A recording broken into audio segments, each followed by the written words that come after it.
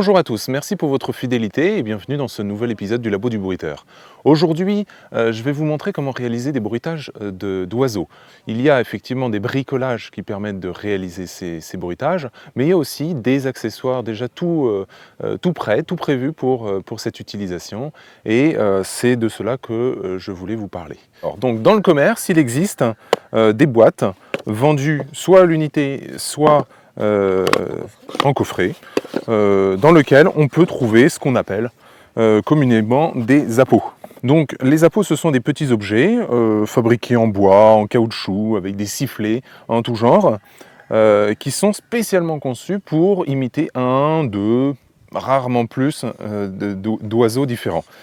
Par exemple, celui-ci, c'est un appôt qui est fait pour réaliser le bruitage d'un moineau. Celui-ci, d'une grive, spécialement conçu pour, d'un merle, d'un chevalier gambette, par exemple. Et il en existe une quantité énorme. Alors, pour commencer, on va prendre l'appôt qui imite le bruit de la tourterelle. La tourterelle.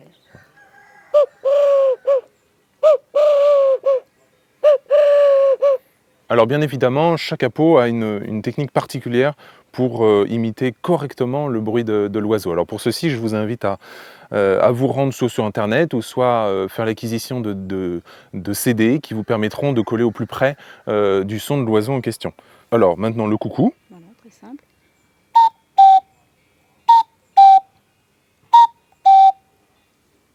Le martinet.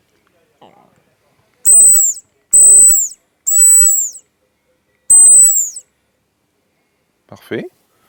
Ça Un autre dans lequel on ne souffle pas. Oui, ça fait Ça arrache les oreilles, le martinet. ultrason. Ça, c'est Le moineau. le moineau.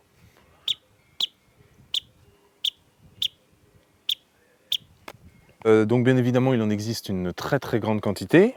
La difficulté pour une personne qui fait de l'audiovisuel ou une personne qui fait des fictions radiophoniques par exemple, c'est l'utiliser au bon moment, au bon endroit, parce qu'on voit, en tout cas les connaisseurs rigolent beaucoup lorsque en pleine nuit on entend le cri d'un canard colvert. Voilà, ou le rossignol dans la journée, alors que c'est un oiseau qui chante la nuit. Qui chante la nuit, le rossignol qui chante la nuit qu'on entend en pleine journée, ou des choses un peu plus délicates, comme par exemple des oiseaux qui ne chantent pas du tout en France, ou qui chantent pas du tout en hiver, etc.